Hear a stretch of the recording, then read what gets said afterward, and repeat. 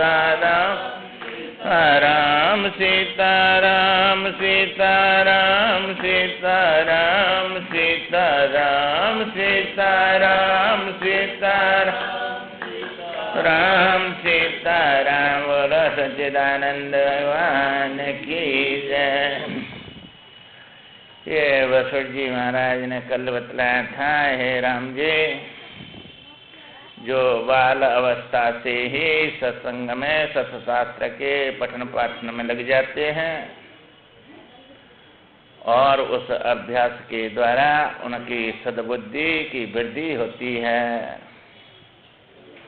और फिर चिरकाल के अभ्यास से दोनों एक दूसरे के वर्धक हो जाते हैं। शास्त्र के द्वारा बुद्धि बढ़ती है, बुद्धि से शास्त्र समझ में आते हैं। इसलिए अभ्यास में लग जाना चाहिए। सत्संग आदि गुणों से पौरुष द्वारा अपना हित करना चाहिए।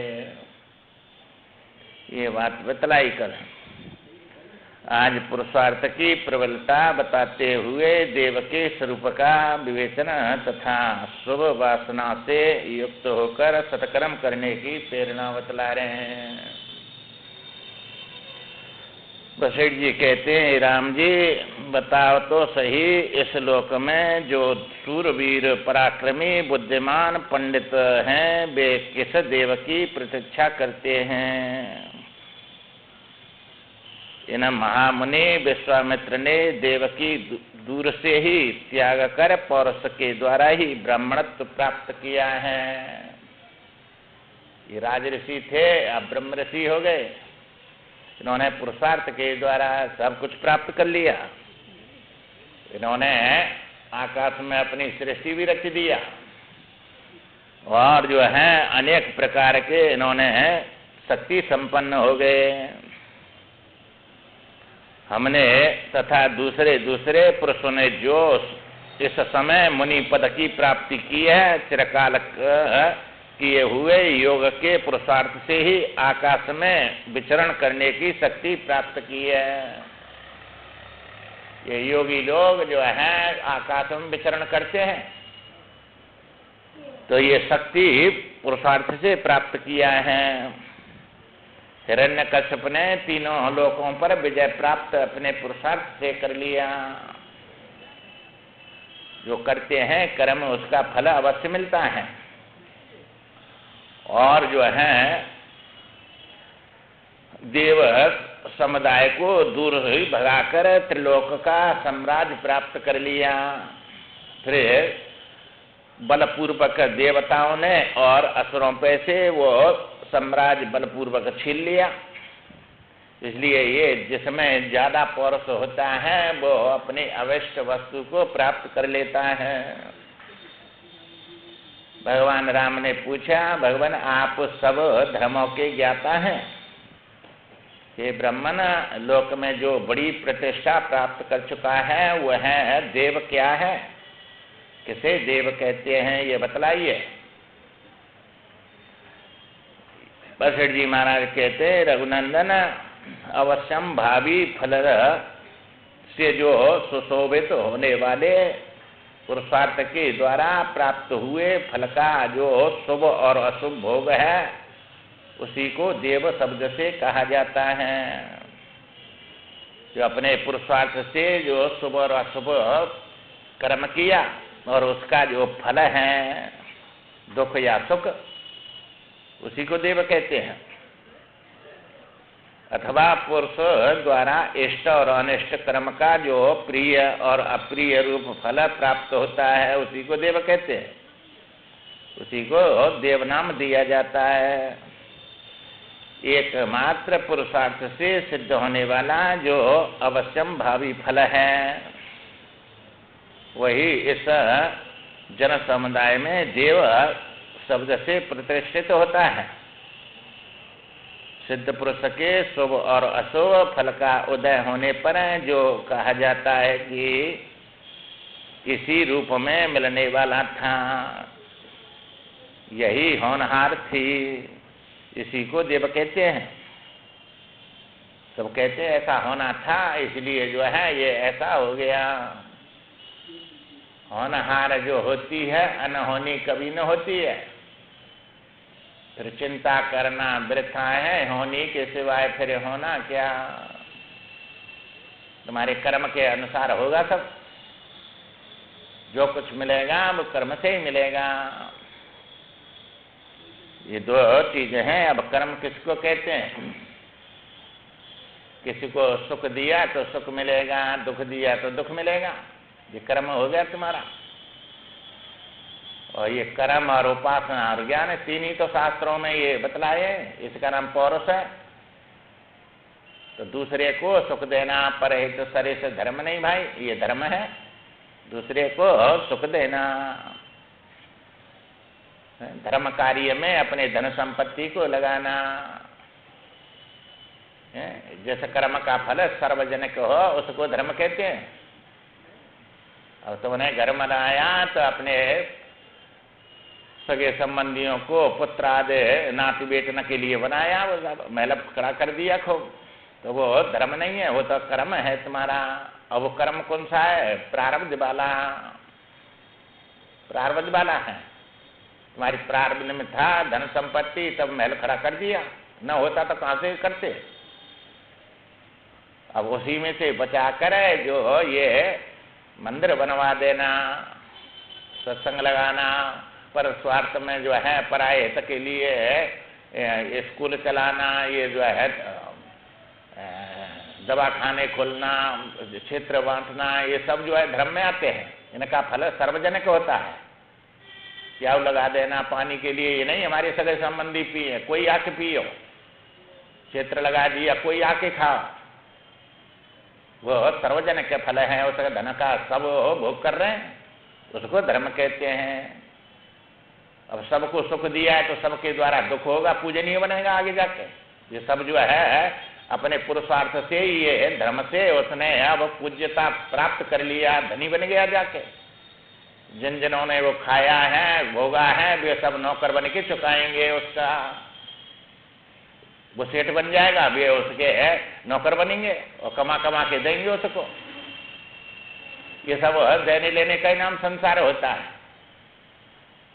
इसलिए जो है किसी का व्यर्थ नहीं जाता है, चाहे तुम दगाबाजी से किसी का ले आओ, चाहे राजी से ले आओ, जिनने लिया है उनको देना पड़ेगा, जो देंगे वे लेंगे। इसी का नाम संसार होता है। इसलिए अपने कमा के खाओ, दूसरे की संपत्ति पर दृष्टि मत रखो कि यहाँ से हमको मिल जाए, बड़ा महंगा पड़ता है वो। मुफ्त का माल, मुफ्त का माल कहीं है ही नहीं, सब अपने परिश्रम का है। इसलिए कैसे भी जो है अपने भगवान ने सब चीज दिया है, ये शरीर दिया है कमाने खाने के लिए, कमाओ खाओ और भगवान का भजन करो। ये बड़ी संपत्ति दी है भगवान ने, अमूल्य। गरीब दुनिया में कोई नहीं है। मनुष्य जो बन गया वो बड़ा धनी है, और यह धन से ही बड़ा धन कमाएगा। ये जीवन तुम्हारा मनुष्य शरीर का कितना अमूल्य मिला है, और ये एक क्षण में कितनी संपत्ति कमा के रख देंगे इससे। ये वाणी दिया है भगवान का भजन करने के लिए, आंख दिया है दर्शन करने के लिए भगवान का, संतों का, ये सब बनाए हैं। ये सब जो है हाथ पैर सब जो जितनी भी इंद्रियां हैं तुम्हारी, इन सब से संपत्ति कमाई जाएगी। तो ये सबको अपने संसार में से जितना भोगना है उतना तो भोगना ही है, और जो समय बचे उसे परमार्थ में लगाओ, दूसरे के हित में लगाओ। ये शरीर दिया है सेवा के लिए दिया है। सेवा ज्यादा से ज्यादा कराना नहीं है, ज्यादा से ज्यादा करना है।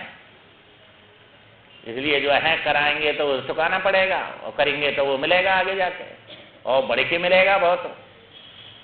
इसलिए अपना किया हुआ ही ये जो है मिलता है, वही देव कहा जाता है।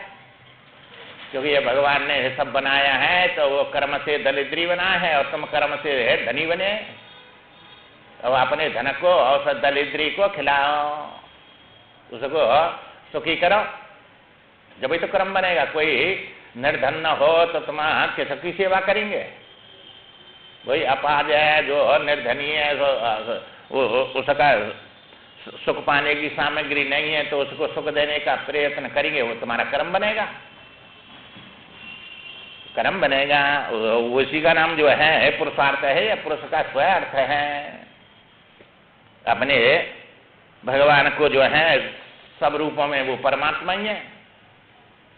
क्योंकि जिसको तुम जो है दुखी है तब तो इससे निकलना चाहते हैं, और इससे बड़ा कोई सुख रूप है तब तो उससे जुड़ना चाहते हैं। तो ये संसार जिसने बनाया है, जिससे उत्पन्न हुआ है, वो कोई अदृश्य शक्ति है और वो आनंद स्वरूप है, दुख रूप नहीं है वो। उसकी तरफ जब चलते हैं और उसी को सब में देखते हैं, क्योंकि सिया राम में सब जग जाने, और उसी की जो है फिर समझ के सेवा करते हैं। क्योंकि ये ईश्वर है और ईश्वर जो है उसी से ये सृष्टि बनी है। सृष्टि के साथ में सब कर्म बने हैं, कर्म के साथ में फल बने हैं। तो ये परमात्मा ने बनाए हैं सब। ऐसी ही मेरी बुद्धि हुई, इसलिए ऐसा कर्म कर दिया, ऐसा निश्चय था। इसी का नाम देव है। वो अब प्रेरणा अंदर से कर्म के अनुसार होती है और वो ऐसा कर्म करता है, उससे दुख या सुख, लाभ या हानि, जन्म या मृत्यु उसी से होते हैं। तुम प्रेरक सबके उर रहे, तो सबके उर में बैठा हुआ प्रेरणा करने वाला वो परमात्मा बैठा है। चूंकि ये द्वास परना सहजो सखा, वो सखा है, तो ये जीव ईश्वर का अंश है, इसलिए सखा है उसका। तो अब वो केवल देखता है और ये फल खाता है। जो फल खाता है वो जो है दुखी सुखी होता है, और जो केवल देखता है वो दुख सुख से परे है, आनंद स्वरूप है, वो दुखी सुखी नहीं होता है। क्योंकि दुखी सुखी कर्म को, फल को लेकर, विषय को लेकर होते हैं, और वो विषय से असंग है, केवल देखता है। और वो देखने वाले दो नहीं है, एक ही है, परंतु अपने जीवत्व को तुम जानते हैं, ईश्वरत्व को नहीं जानते, वही दो बन जाते हैं वहां, एक के दो बन जाते हैं। क्योंकि चेतन तो एक ही होता है, दो होते ही नहीं है। और दो होते हैं वहां जो है वे मान्यता में आते हैं, बिना विचार के मान्यता है ये सब। चूंकि अपना तुम मान नहीं सकते कि ये सब हमने रचा है, सब हमारे बनाए हुए हैं, इसलिए ईश्वर की स्थापना की जाती है। मान्यता अध्यारोप किया जाता है। वास्तव में ज्ञान प्राप्त होगा तब उस जो आनंद सतचित आनंद स्वरूप है वो तुम्हारा स्वरूप निकलेगा। अपने कोई अपने से ढूंढ रहे थे, तो भागत भागत भागिया जहाँ लग मन की दौड़, दौड़ मिट्टी मन फिर हुआ, वस्तु ठोर की ठोर। वो तो ठोर की ठोर पे ही है, कितने भी भाग लियो, और भागते भागते जितनी दौड़ है वहां भागते रहो, और जब थक जाते हैं तो अब उसी जगह पे अपनी वस्तु उसी जगह पे मिलेगी जहां से भागना शुरू किया था। तो अपने मन से भाग रहे, हृदय में से ही भागे, हृदय में ही परमात्मा मिलेगा, बाहर तो है नहीं। इसलिए जो है अनिष्ट फल के प्राप्त होने पर जो आश्वासन मात्र के लिए यह कहा जाता है कि मेरा पूर्व जन्म का कर्म ऐसा ही था, ये आश्वासन के लिए कहा जाता है। इस तरह की भावना को व्यक्त करने वाला वचन ही देव कहलाता है। तो पहले भी तो तुमने ही कमाया था, वो जो है वही देव बन के आ गया, वही कर्म फल देने के लिए आ गया। तो तुम्हारा किया हुआ है, प्रारब्ध भी तुम्हारा ही किया हुआ कर्म है, और ये भोग भी तुम्हारे द्वारा जो हो रहे हैं और नए कर रहे हैं, ये सब तुम्हारा ही है। हे श्री राम, मनुष्यों के मन में पहले जो अनेक प्रकार की वासना थी, वे ही इस समय कायक वाचक और कर्म रूप से परिणत होती है। तुम्हारे अंदर कैसी वासना है, वे ही जो है काया माने शरीर से कौन सा शरीर धारण करना है, ये कायक बन गए, और वाचक वाणी से क्या बोलेंगे क्या करेंगे, वाचक हो गए, और कर्म में परिणत हो गए, वे कौन सा कर्म करेंगे। ये जो है काल कर्म स्वभाव गुण घेरा, फिरत सदा माया कर प्रेरा। माया की प्रेरणा से और काल और कर्म स्वभाव और गुण, ये चार रस्सी में बना हुआ है जीव। काल माने समय आने पर, काल कर्म, कैसा कर्म किया, राजसी किया कि तामसी किया कि सात्विकी किया, ये कर्म है। गुण है सतोगुण, रजोगुण, तमोगुण, ये 3 गुण हो गए, इनसे स्वभाव बना। किसी का राजसी स्वभाव है, किसी का सात्विकी, का तामसी है। ये सब संस्कार बन के हृदय में जमा हो गए, चित्त में हो गए तुम्हारे में। अब यही आगे जाके निकल के कर्म कराएंगे। वशिष्ठ जी कहेंगे ये 4 अर्थ अनर्थ करने वाले होते हैं जीव का। संवेदन पहला, तुमने आंख से रूप देखा, कैसा रूप देखा, इंद्रिय का विषय से संबंध होना, ये संवेदन बोला जाता है। अब वो अच्छा लगेगा या बुरा लगेगा, भावना होगी बार बार। अच्छा है तो प्राप्त करने के लिए ये हमको मिल जाए, बहुत अच्छी चीज है, इसलिए उसमें राग होगा। और बुरा है तो ये तो बड़ा दुख दिया, इसलिए हमको नहीं चाहिए, ये तो द्वेष होगा। द्वेष का कर्म करेगा हटाने के लिए, और उसको पाने के लिए कर्म करेगा, तो राग द्वेष। तो पहला है संवेदन, भावना, भावना बार बार होगी, वो राग द्वेष बन के रखेगी अंदर। अब वो अच्छी है तो पाने के लिए फिर एक कल्पना होगी, तुम्हारी वासना बन जाएगी, वो बार बार उसका चिंतन चलेगा, वासना बन के रख जाएगी। और वे वासना जीवन भर बन के पहाड़ बन जाएंगी तुम्हारे हृदय में, क्योंकि ब्रह्मांड तुम्हारे चित्त में ही भर रहा है सब। ये थोड़ी बड़ी जगह नहीं है, सब ब्रह्मांड भर रहे हैं, तो अभी खाली पड़ा है। कितना बड़ा है, मेमोरी कितनी बड़ी होती है, उसमें कितना भर देते हैं अनाप शनाप।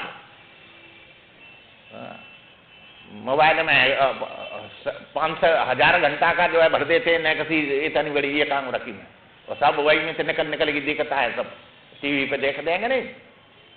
ऐसे ही हो ये मेमोरी से तो चित्त तो कितना बड़ा है तुम्हारा जो है, ये उसको तो बता ही नहीं सकते, क्योंकि चित्त जो है तुम्हारा जो है वो चित्त समष्टि और व्यष्टि उपाधि में आके वही व्यष्टि में ही समष्टि भर रहा है सब पूरा का पूरा। इसलिए वो वासना उसी में से निकल के, और फिर अंत में जिस वासना में तुम्हारी में ताकत है वही निकल के तुम्हारा जो है या शरीर में छोड़ के वो सामने आ जाती है, उसमें प्रवेश कर जाता है। और उसे लेकर फिर कर्म के अनुसार ये काया मिलती है, शरीर मिलता है, उसमें प्रवेश करता है, तो ये कायक बन गया। और वाचिक तुम्हारे जो है वचन से कर्म किए, और जो है शरीर से किए, और मन से किए, ये सब कर्म बन के धर गए। जीव में जिस प्रकार की वासना होती है वह शीघ्र वैसा ही कर्म करता है। कर्म वासना के अनुसार होते हैं सब। मन में वासना और हो और कर्म दूसरा हो, ऐसा नहीं होता है। जैसी वासना तुम्हारे अंदर है वही बाहर कर्म कराएगी, वही संकल्प निकलेगा। जो गांव में जाना चाहता है वह गांव में पहुंच जाता है, जो नगर में जाना चाहता है वो नगर में पहुंच जाता है। वहां से वासना निकली, आज हमको वहां जाना है, सत्संग में जाना है, तो वो यहाँ आ जाएगा। और कहीं खेल में कूद में या उसमें शादी ब्याह में जाना है, वहां पहुंच जाएगा। तो वो वासना के अनुसार चलेगा, तो वही शरीर चलेगा। जो जो मनुष्य जिस वासना से युक्त होता है वह उसी के लिए सदा प्रयत्न करता रहता है। पूर्व जन्म में फल की उत कंठ अभिलाषा होने से जो कर्म प्रबल प्रयत्न के द्वारा किया जाता है वही जन्म में इसमें देव शब्द से कहा जाता है। वही वासना तुम्हारी देव बन के वो कर्म करा देती है, तो उसी को कहते हैं ये तो ये जो है काले कर्म है ईश्वर है, मिथ्या दोष लगाए। न कर्म का दोष है, न काला का दोष है, न उस ईश्वर का दोष है। ये अपनी बात ना ही सब कराती है। तो पूर्व जन्म के उस कर्म का प्रायवाची शब्द देव है। माने जैसे जल के हो चाहे पानी के हो, एक ही के दो नाम है, ऐसे कर्म के हो चाहे देवता के हो, उसको जो है एक ही के दो नाम है। वे तुम्हारे जो है फल देंगे, कर्म सुख दुख देंगे। वे कर्म करने वाले के सभी कर्म इसी रीति से होते हैं। जो कर्म करने वाला ये मनुष्य ही है, और तो सब आप भोग रहे हैं, उनकी कोई ऐसी वो नहीं होती है कामना या तृष्णा या वासना कोई दौड़ाने वाली। वो तो उनके कर्म के अनुसार सामने आते रहते हैं, उनमें कोई ऐसे विवेक ही नहीं है। कि ये करना है, इससे ये फल होगा, उनके तो सामने आ जाए उसी को कर बैठते हैं दूसरे। तो ये मनस्मय है, वही कर्म कराती है। वासना मन में मन से भिन्न नहीं होती है, चूंकि मन में जैसा संकल्प है ऐसा ही कर्म वासना बनती है। वासना ही तो संकल्प बन के निकलती है तुम्हारी। पुरुष का संकल्प होने पर वह पुरुष रूप ही है।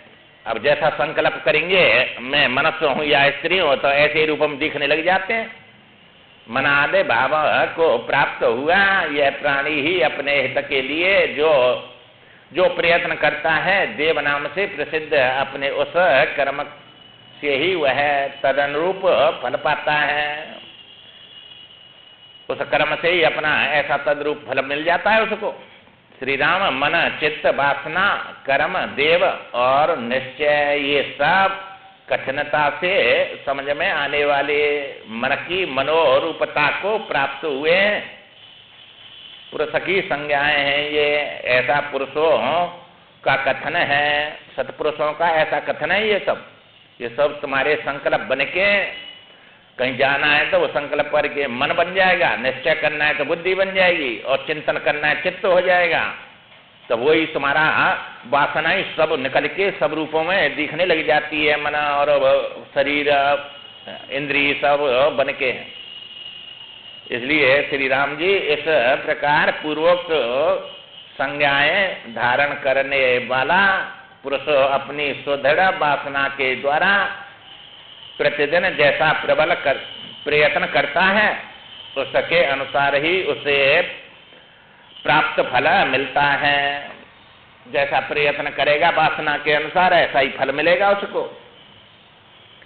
अब इस समय वासना बनानी है अपनी, जो है ये तो भोगनी है तुमको, जो है ऐसे आएंगे और ऐसे निकलेंगे, वे सब कर्म कराएंगे दुख सुख के। तो ये कर्म करना कर्म नहीं है तुम्हारे। दुकान पर जा रहे हैं, नौकरी कर रहे हैं, ये तो प्रारब्ध है तुम्हारी सब। यज्ञ दान तप तीन का ही नाम कर्म होता है, उसके साथ ये तीन जोड़ने हैं। अब यज्ञ में जप यज्ञ श्रेष्ठ है, तो तुम काम करते रहो, भगवान का जप करते रहो, सबसे श्रेष्ठ है। पुरुषार्थ जमा हो रहा है तुम्हारा। अब चिंतन तो चलेगा, भगवान का करो चाहे या संसार का करो, वो चिंतन तो चलेगा तुम्हारे काम के साथ में। भाई शरीर से क्रिया होती है और मन से चिंतन होते हैं। अब बात चिंतन है, तुम जो है अब चिंतन है, तुमने वहां से संकल्प किया सत्संग में जाना है, बस एक पार कर दिया, वो संकल्प ज्ञान लिया आएगा। और चिंतन चलने बिन्ने मत चलाओ, अब दूसरे ने भगवान का भजन करते हुए आओ, तो ये सब जमा हो जाएगा, तुम्हारा पुरुषार्थ हो जाएगा। और चिंतन करेंगे वे सब जो है तुम्हारे दरिद्री बना देंगे, उनसे कोई लाभ तो होगा नहीं, व्यर्थ के चिंतन है वे सब। तो ये भगवान का नाम जपते हुए आएंगे तो वो तुम्हारा पुरुषार्थ हो जाएगा, ये यज्ञ बन जाएगी तुम्हारी। वहां से रास्ता में भी यज्ञ संकल्प किया, जब से यज्ञ शुरू हो गई। और यहाँ आके यहाँ भी जो है ये ज्ञान यज्ञ और कर्म यज्ञ, ये स्मरण भी हो रहा है और कान से सुन भी रहे हैं, दोनों काम हो रहे हैं, ये डबल फल मिल रहा है। और यहाँ से जाएंगे वहां तब भी भजन करते हुए जाओ, और भजन करते हुए आओ, ज्यादा चिंतन में अपने या मन को और इनको वाणी को मन लगाओ, जाए चित्त को सबको व्यर्थ के चिंतनों में। तो ये जो है ये ऐसा ही फल मिलेगा, ये जमा हो जाएगा। और वो भोग के समाप्त करना है, ये कमा के रखना है। ये दो काम करने हैं इस शरीर में, नया कमा के रखना है और पुराना भोग के समाप्त करना है। तो वहां से यहाँ तक आए, सुख या सुखी है या दुखी है, दो ही तो काम हो रहे हैं तुम्हारे, तीसरा तो कोई है नहीं। और ये सुख और दुख तुम्हारे पहले कर्म से मिल रहे हैं, पहले कर्म से हैं, तीसरा नहीं है, दो ही है। ये सुखी होंगे या दुखी होंगे। कोई कल्पना ऐसी आएगी दुखी करती आएगी तुमको, कोई कल्पना ऐसी आई सुखी बनाएगी। और उसके साथ कल्पना के साथ हम दुख सुख भोगने और आप भजन करना है, ये हठपूर्वक होगा भजन, वैसे नहीं होता है। हमें भजन करना है भगवान का, बस इसी में अपना जीवन लगाना है। जैसे व्यसन बनाना है इसको, व्यसनात्मक भक्ति होती है, वैसे होगी नहीं। जैसे बीड़ी पीने का, दारू पीने का व्यसन लग जाता है, वो उसके बिना रह नहीं सकता, उसी का चिंतन करता कब मिले। ऐसे ये भक्ति का व्यसन लग जाए, भगवान का भजन करना है हमको हर समय, ये बड़ी कमाई है हमारी। इसलिए ऐसा व्यसन लगेगा तब व्यसनात्मक तुम्हारी 24 घंटा भक्ति बन जाएगी। सो रहे हैं तो भी भक्ति चलेगी, इसलिए ये कमाना है, ये करनी है, ये तुम्हारा बड़े लाभ की कछु हरि भक्त समाना। ये गांव में श्रुत वेद पुराना, ये कोई महापुरुष या कोई संत या कोई जीव नहीं कह रहा है, ये सब वेद पुराण कह रहे हैं, ये मानने योग्य है। हे रघुनंदन, इस प्रकार पौरुष से मनुष्य इस जगत में सभी कुछ प्राप्त कर सकता है। दरिद्री राजा बन सकता है, राजा भिखारी बन जाएगा, अपने पौरुष से ही बनेगा। वो पाप करेगा तो भिखारी हो जाएगा, और पुण्य करेगा राजा बन जाएगा। तो उसने संपत्ति कमा के रख दिया, तो और उसने जो है दरिद्री बन गया। देव से नहीं, ये पौरुष से होता है, किसी देवता से नहीं। देवता कोई दुश्मन थोड़ा ही है, किसी को जो है ऐसा बना दे भिखारी और धनी। तो तुम्हारा कर्म बनाएगा, तो कर्म तुमने किया है। कर्म बीज कहाँ है? तुम्हारे बिना का कर्म थोड़ा ही होगा। कर्म के बिना भी तुम रहेंगे, पर तुम्हारे बिना कोई कर्म हो ही नहीं सकता है। तो कर्म का दोष है कि तुम्हारा दोष है? कर्म का कोई दोष नहीं, तुम्हारा दोष है, करने वाले का दोष होता है। करने वाले का दोष होता है। करने वाले तुम्हें अच्छा करो चाहे बुरा करो, चाहे मत करो, इसमें स्वतंत्र है तुम। और ये तो बताने का काम है शास्त्रों का। अतः वो पुरुषार्थ तुम्हारे लिए शुभ फल देने वाला हो तुम अपने प्रयत्न से प्राप्त परम पुरुषार्थ द्वारा ही सदा बने रहने वाले परम कल्याण को प्राप्त हो जाएंगे, अन्यथा नहीं। अन्यथा माने देव के भरोसे रहेंगे। कि ये कह रहा था भगत जो है स्व की मुक्ति तो होनी है, ये कहना अब बिना काम बुआ के थोड़ी हो जाएगी मुक्ति। कब से चले आ रहे हैं, काम मुक्ति वही है, वही तक अभी तक नहीं हुई, तो इसका कोई अंत थोड़ा ही है। कब से तुमने जो है चले आ रहे हैं, जब से जीव भयो संसारी, छूटे न ग्रंथि न होए सुकारी। तो ये ज्ञान से मुक्ति होगी कि अपने आप हो जाएगी ये बिना करे?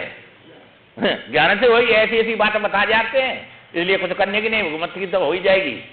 और मनुष्य तो मनुष्य ही बनता है, कभी दूसरी योनि में नहीं जाता है।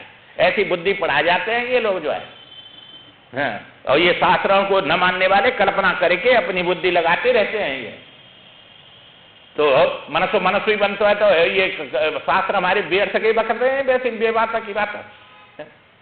ये जो राजा थे जो है जड़ भरत हिरण की योनि में गए, वो हाथी बना चित्रकेतु राजा था। ये सब जो है आ रही है कि नहीं इनमें बात सब शास्त्रों में? ये शास्त्र प्रमाण है कि हमारी बुद्धि प्रमाण है? और ये शास्त्र जिसने बनाए, जिससे प्रकट हुए, वो ज्ञानी है कि वो अज्ञानी है? और वो जाने विचार के कह रहा है सब बात, कि वैसे बक रहा है, वो बेफालतू की बात है। ये सब शास्त्र को न मानने वाले नास्तिक लोग होते हैं, और ये मनमानी अपनी कथन करके न आप उस मार्ग पर चलते हैं, न दूसरे को चलने देते हैं। ऐसी ऐसी बात बता जाते हैं, और उनकी बात बड़ी अच्छी लगती है, अनुकूल पड़ जाती है अपने। इसलिए है करना तो कुछ है नहीं, इसी में मजा उड़ाना है बस। ये समय है धर्म के मार्ग में बड़ा दुख उठाने पड़ते हैं, अब दुखों कोई चाहता नहीं है। इसलिए वे बात समझ में आ जाती है उनकी में, और ये लाख बार कहेंगे तो भी समझ में नहीं आती है। 1000 बार कहेंगे माला जप, जो नहीं करेंगे वह काम है, और ये बार ये वो बोल जाएगा, वह झट हटा देंगे उसको, जो है नहीं देर में समझ में आ जाती है उसकी बात। इसलिए जो है ये भगवान का नाम है। संकल्प से ही तो सब कर्म बनते हैं, तुम्हारे बिना संकल्प के कोई कर्म करेगा ही, बनेगा ही नहीं। यही चिंतन ही तो तुम्हारा जो है सब कर्म में लगाता है। कैसा चिंतन है तुम्हारा? इसलिए जो है अन्यथा जो है उसकी प्राप्ति नहीं होती है, तुम्हारे उस पुरुषार्थ से ही होती है। चेतना मात्र स्वरूप प्राज्ञ पुरुष बताया गया है। श्रुति में जो चेतन मात्र प्राज्ञ है, तुम्हारी सुसुप्ति में प्राज्ञ रहता है कि नहीं, उसको प्राज्ञ कहते हैं। उसी में से सब निकलता है, उसी में सब लीन हो जाता है। सुसुप्ति के अभिमानी प्राज्ञ, स्वप्न के अभिमानी को तेजस, और ये जागृत का अभिमानी विराट बोला जाता है। ये समष्टि में, और विश्व बोला जाता है ये व्यष्टि में। एक शरीर के अभिमानी को विश्व कहते हैं, और सब शरीरों के अभिमानी को विराट कहते हैं। तो विराट परमात्मा है। तो ये व्यष्टि समष्टि से एक होता है, उसी से वह बनता है, कारण से कार्य अलग नहीं होता है। इसलिए वो चेतन पुरुष प्राज्ञ पुरुष बताया गया है। वही तुम हो, उससे अलग थोड़ी नहीं है भाई। तुम में से ही संसार जगे, जब तुम में से ही सब घर मकान सगे संबंधी दिखे, तो अंत से आए। सो गए जब तुम में लीन हो गए, जगे जब तुम में से निकले आए जाओ। तो ये सब उसी में से निकलते हैं, वही तुम हो। ये जड़ शरीर नहीं हो, वो चेतन है। पर चेतन में से ये जड़ निकलता है कि जड़ में से चेतन निकलता है? चेतन में से जड़ दिखेगा तुम्हारे, जड़ में से चेतन थोड़ा ही बनता है। परंतु जहाँ बन भी जाता है वह दो प्रकार का बताया है यहाँ जो है, परंतु ये मान्यता में आते ये जड़ चेतन नहीं है, ये चेतन वाले चेतन नहीं है। जैसे तुम्हारे जो है ये बाल हैं, ये जड़ हैं, चेतन में थे ये जड़ उत्पन्न हुए, ये नाखून है ये जड़ है, काटते हैं कहाँ दुख होता है, ये है चेतन से ही उत्पन्न हुए तो चेतन से जड़ होता है, ऐसी श्रुति है, ये पूरा पक्ष है ये। इसलिए चेतन से जड़ हो गया। ये बाल काटते हैं तो कहाँ जो है जड़ है ये तो सब। और जो है दही और तेल मिला के रख दो, बिच्छू उत्पन्न हो जाते हैं। दही और तेल चेतन है कि जड़ है? कीड़ा पड़ जाते हैं उनमें तो वो जड़ से चेतन हो गए। परंतु ये जड़ चेतन ये आत्मा वाले चेतन नहीं है, ये स्वप्न वाले चेतन है, ये मान्यता वाले हैं। ये सब जादू से वो चेतन दिखा देता है, बाजीगर तो वो चेतन थोड़ा ही है, उड़ के माँ बोल रहा है और सब काम कर रहे हैं तो वे है मायाकृत चेतन है ये सब। अब वो आत्मा मायाकृत नहीं है, वो अपना स्वरूप वही चेतन बोला जाता है। ऐसे चेतन आप जो है उसमें भी देखते हैं स्वप्न में, तो भाई स्वप्न के चेतन थोड़े ही हैं, भी तो उसी काल में दिख रहे थे तुमको। ऐसे ही ये चेतन सब एक दूसरा दिख रहा है, ये वास्तव में चेतन नहीं है, चेतन दिखता नहीं है, देखता है। तो ये जीव तो दिखने वाला है, देखने वाला थोड़ा ही है। ये हम देखने की शक्ति आत्मा की है, जानने की शक्ति आत्मा की है। चेतन जानता है, चेतन देखता है, जड़ थोड़े ही जानेगा और देखेगा। परंतु यह है विवेक न होने से वह या जीव में डाल के और जीव को देखने जानने वाला समझता है। ये जीव और आत्मा दोनों मिले हुए हैं। विवेक न होने से और जीव और आत्मा और शरीर सब मिलके और मैं बोलता है इसको, विवेक नहीं है। चूंकि वो अपनी महिमा में और ये तो देश काल वस्तु में आ गया जीव, आत्मा देश काल वस्तु में थोड़ा ही है। तुम्हारी सुसुप्ति में प्राज्ञ है, माँ कहाँ है देश? या में सो रहे हैं तुम दतिया में, अमेरिका में, भारत में, कहीं देश है वहाँ? न काल है, कितने बज रहे हैं तुम्हें, कहाँ है वहाँ? न काल में नहीं, देश नहीं, और ये शरीर दिख रहा है तुमको, ये वस्तु भी नहीं, सबका अभाव हो गया अज्ञान में। तो अज्ञान में देश काल वस्तु नहीं है, तो अज्ञान से ऊपर तो चेतन प्राज्ञ आत्मा है, उसमें देश काल वस्तु कहाँ है? तो ये तो नीचे उतर के हैं, अज्ञान के कार्य हैं ये देश काल वस्तु। इसलिए जो है तुम स्वयं प्रकाश चेतन हो, अन्य चेतन से प्रकाशित होने की योग्यता तुम में कहाँ है? तुम कोई दूसरे चेतन से थोड़े प्रकाशित हो रहे हैं। यदि तुम्हें दूसरा कोई चेतना प्रकाशित करता है ऐसा मान लिया जाए तो फिर दूसरे को कौन प्रकाशित करेगा? तीसरा तीसरे को कौन करेगा? चौथा, ये अनावस्था दोष आ जाएंगे सब, इनका तो कोई अवस्था सिद्धि नहीं होगी। इसलिए स्वयं प्रकाश और वो देश काल वस्तु से रहित अपना आत्मा है, बस उसी से सबकी उत्पत्ति है ये, और वो स्वयं प्रकाश है, उसको प्रकाशने वाला कोई नहीं है। ये जीव तो उससे दिख रहा है, जीव उसको थोड़े देख सकता है। तो जीव का विषय बनता नहीं, जीव वो है नहीं, और जीव के साथ रहकर जीव को प्रकाश रहा है अपनी महिमा में से, वो आत्मा है, वो तुम्हारा स्वरूप है। अब उसका विवेक न होने से या जीव को और सूक्ष्म शरीर और स्थूल शरीर को मैं मानने और मेरे मानने, ये मैं मेरे में फंस गई तो माया है, मैं और मोर तोरत है माया, जय बस कीने जीवन काया। ये जीव को अपने बस में कर रखा है मैं मेरे की माया ने, इसी में पड़ा दुख पा रहा है। तो अब जो है इस प्रकार अनावस्था दोष आ जाएगा जब दूसरा मानेंगे तो अपने से अलग चेतन कोई प्रकाशने वाला, चूंकि जगत प्रकाश प्रकाशक राम मायाधीश ज्ञान गुण धाम, ये सब पूरा संसार प्रकाश से है और राम प्रकाशक है। राम नाम आत्मा का है, वो धन समारा वाला नहीं वहां अयोध्या में, और ये सुन रहा है ये राम नहीं जो शरीर वाला, सबकी आत्मा है, उसका नाम राम है, सब में रमा हुआ है और सबसे अलग है वो। उस राम का मैं भजन करता हूँ। भगवान ने पूछा कि नहीं माता पार्वती ने, किस राम को रात दिन राम राम जपो दिन राती, किसका भजन करते? तो उन्होंने यही तो बताया, जो बिन पद चले सुने बिन काना, कर बिन कर्म करे विद नाना, आनंद रहत सकल रस भोगी, बिन वाणी वक्ता बड़ योगी, तन बिन परस नैन बिन देखा, ग्राह ग्रान बिन बास अशेषा, ऐसी सब भांति अलौकिक करनी, महिमा जासु जाय नहीं बरनी। उस राम का भजन करता हूं, वो हमारी आत्मा है, स्वयं आत्मा रमणम, आत्मा में रमण करते हैं, आत्मा का नाम राम है। वो किसी इंद्री से नहीं देखता है और किसी इंद्री से शरीर से कुछ काम नहीं करता है, और सब उसके बिना कोई काम होगा नहीं, और वो कुछ काम करता नहीं है, ऐसा राम है वो। और वो तुम्हारा स्वरूप है।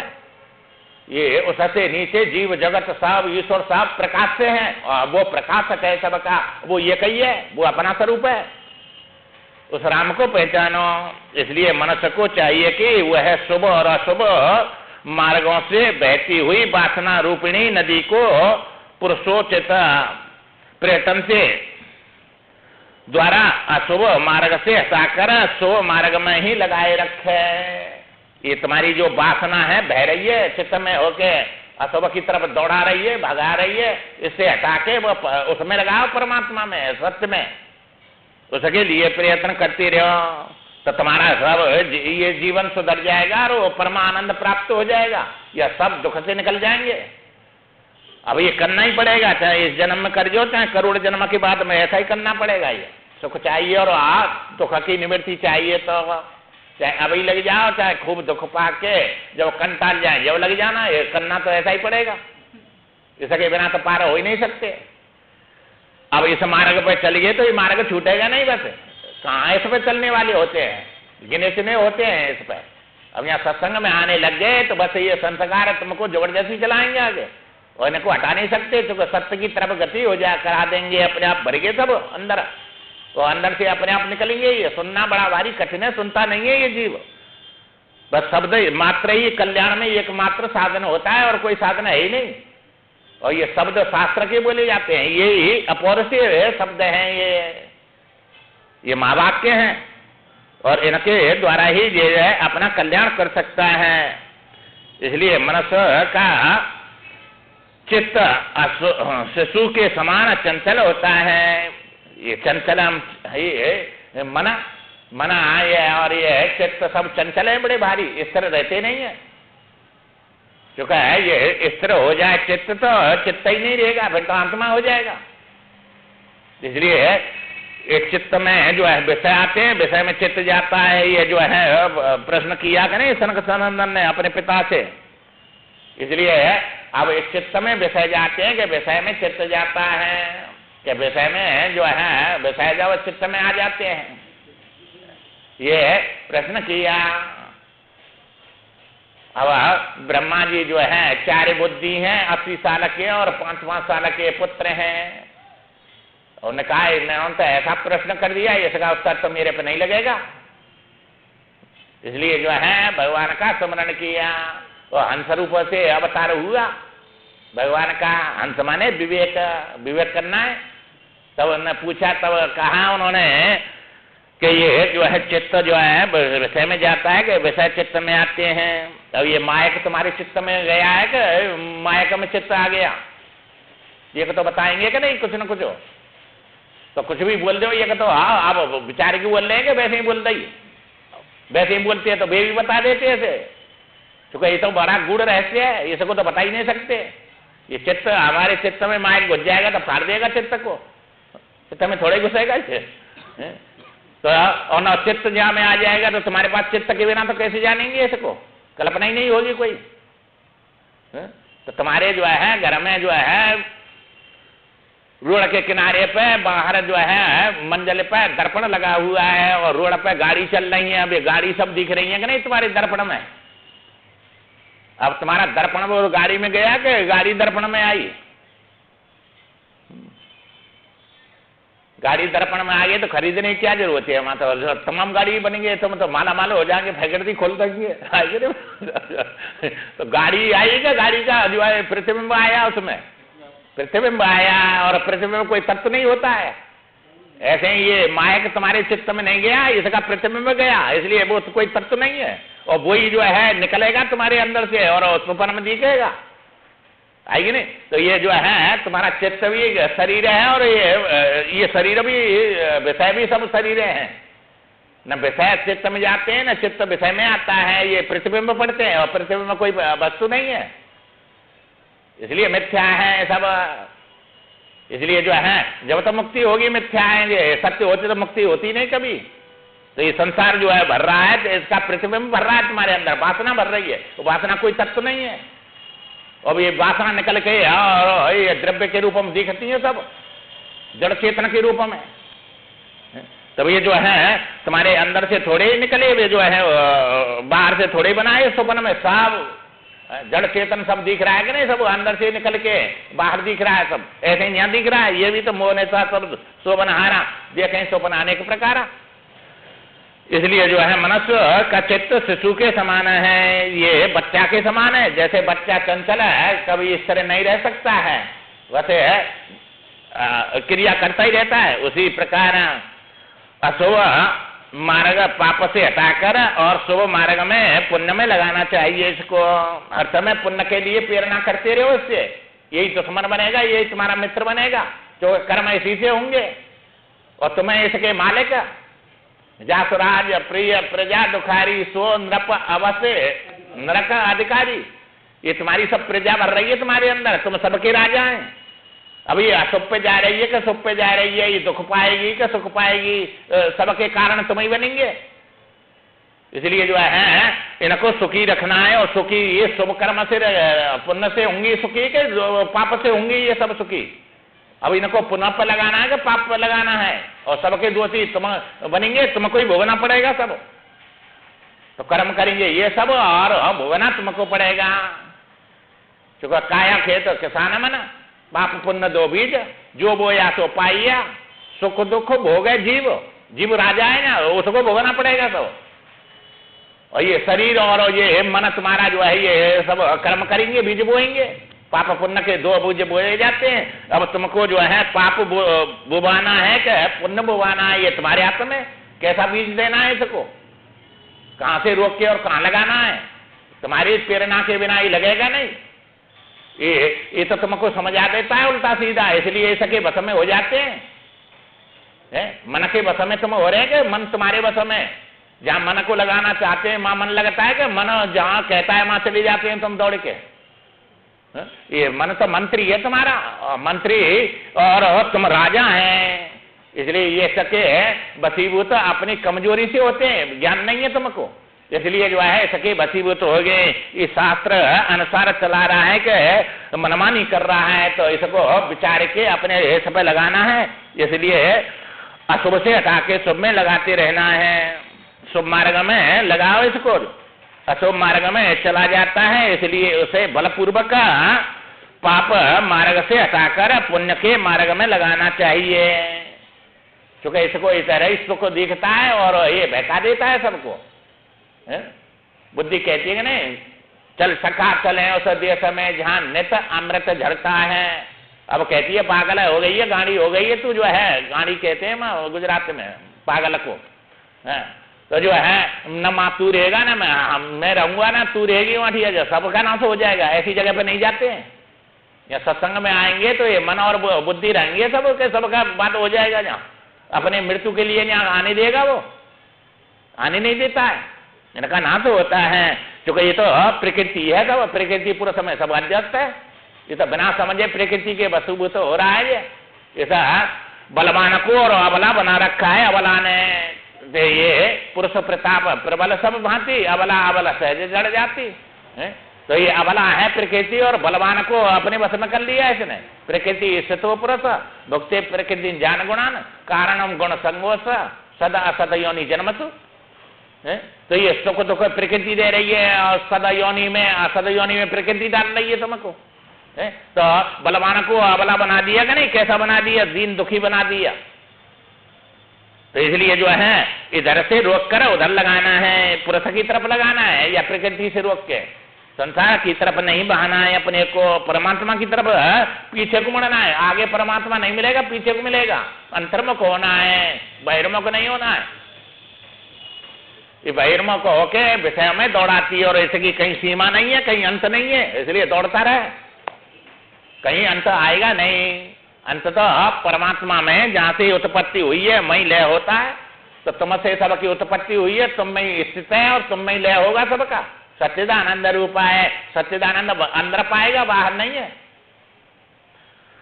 इसलिए जो है मनुष्य के लिए उचित है कि वह पूर्वोक्त क्रम से चित्त रूपी बालक को शीघ्र ही समता रूप सांत्वना देकर और पुरुषोचित प्रयत्न के द्वारा धीरे धीरे आत्मा स्वरूप में लगाए। क्योंकि आत्मा सत्य है, सत्य में लगाओ असत्य से हटा के, और धीरे धीरे लगेगा, ये एक दिन में लगेगा नहीं, और ये एक दिन में समझेगा नहीं। बहुत काल कीजिए सत्संग तब कहूँ हो मोह ब्रह्म भंगा। तो ये बहुत काल तक जो है सत्संग करेंगे ना, बातन सुनेंगे तब ये सही समझ में आएंगे। इसको समझ आना है, मारना नहीं है। क्योंकि मन के द्वारा ही तुम जो है पुण्य करेंगे, और मन के द्वारा ही पाप होता है। बिना मन के तो कुछ होगा ही नहीं। इसको मित्र बनाना है कि दुश्मन बनाना है, ये तुम्हारे हाथ में। तो मनमानी नहीं करानी है, शास्त्रमानी करानी है। इसलिए हठपूर्वक एकाग्र उसका निरोध करके यही इसका जो है पुरुषार्थ है। इसको एकाग्र करके और हठपूर्वक हटाओ इसको, जो है वैसे नहीं मानेगा। तेरी बात बहुत मान लिया, अब नहीं मानेंगे, अब शास्त्र की बात मानेंगे, महापुरुषों की बात मानेंगे, उस मार्ग पर चलेंगे हम। जब ऐसा कहेंगे तब ये जो है इधर से रुकेगा नहीं, रुक नहीं सकता है। इसलिए इधर ही दौड़ता है ये, और इसको बड़े अच्छे लगते हैं ये जो है विषय भोगा। दुख पाता है फिर समझा देता है ये ऐसा गलती हो गई इसलिए दुख आया, अब नहीं आने देंगे, अब गलती नहीं करेंगे। और फिर उसी में चला जाता है, फिर गलती कर बैठता है, फिर रोता चिल्लाता है। इसलिए सुख की आशा में जीता है, सुख तो इसको मिलता ही नहीं है।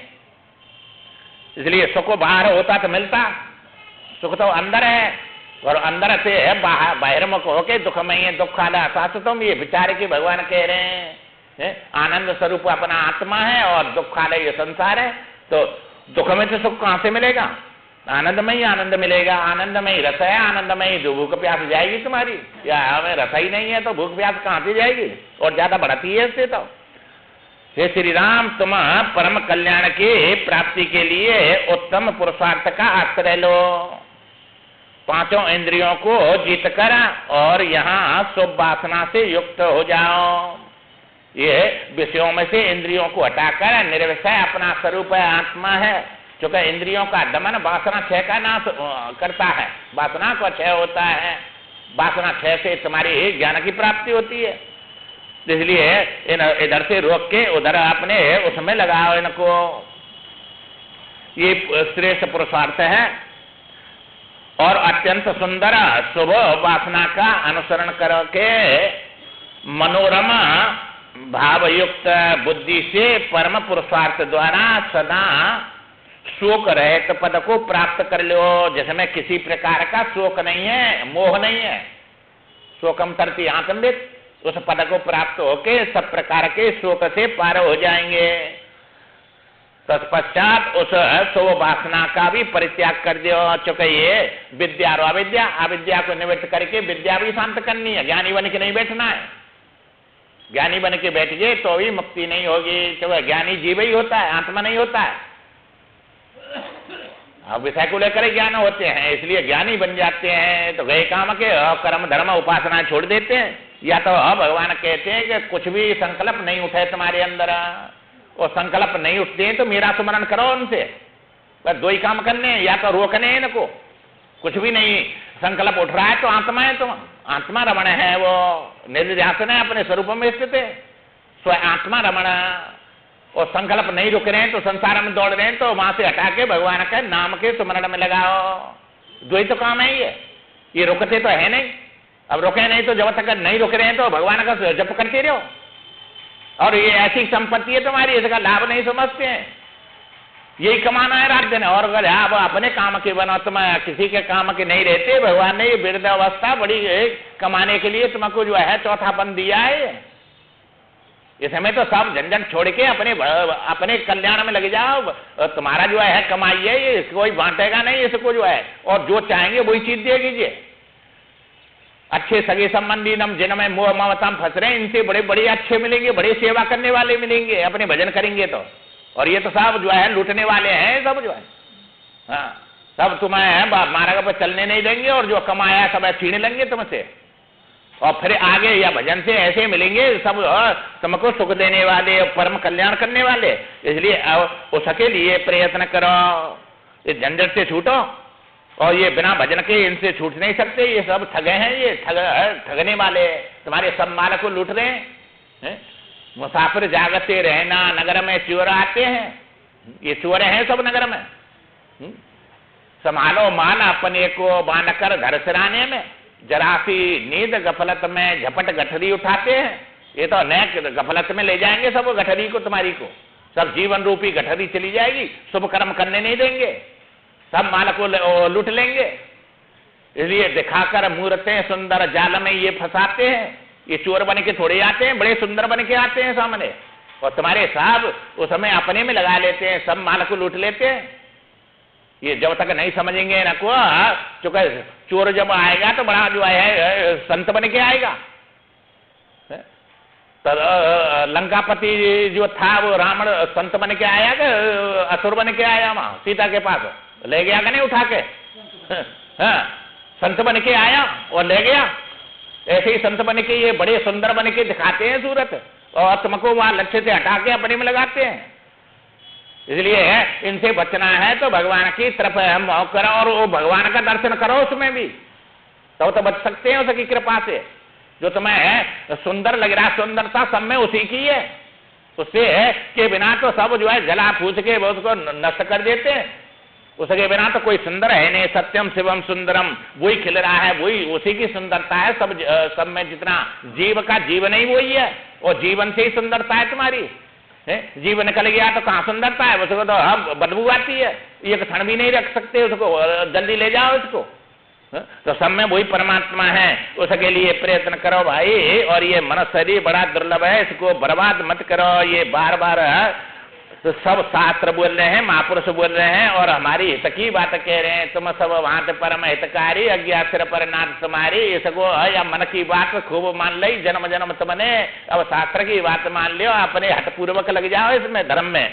ये धर्म का मार्ग है, तुम्हारे कमाने का है। ये गई जो गई, अब रही को संभाल लियो भाई। अब समझ में आ जाए तो भी बड़े भारी बुद्धिमान है तुम।